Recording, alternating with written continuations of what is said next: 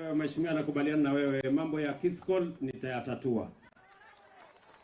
Lakini sasa wewe umesema uliwaahidi hao watu lami.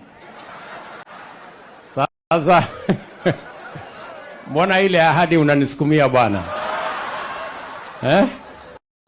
Lakini kwa sababu wewe ni mtu wangu nitashughulikia.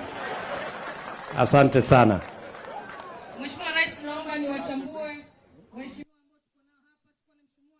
wa Matuga, Mheshimiwa Kasim Tandaza, na ni mrefu mheshimiwa, simaka mdamuona.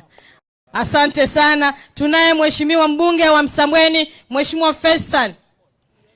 Asante sana Mheshimiwa Faisal. Mheshimiwa wa Kinango, Mheshimiwa Gonzirai. Tunaye mama haki, seneta maalum kutoka Mombasa, Mheshimiwa Miraj. Asante sana. Tunaye seneta maalum Mheshimiwa Chimera. Seneta kutoka Lamu Mheshimiwa Githuku. Seneta Mungatana kutoka Tana River.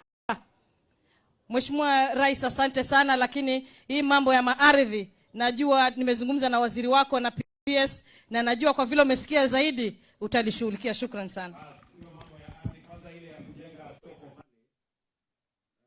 Murkomen yuko hapa, wakati hawa watu wa kujenga hii Shimoni Port waende wajengee wananchi pale soko.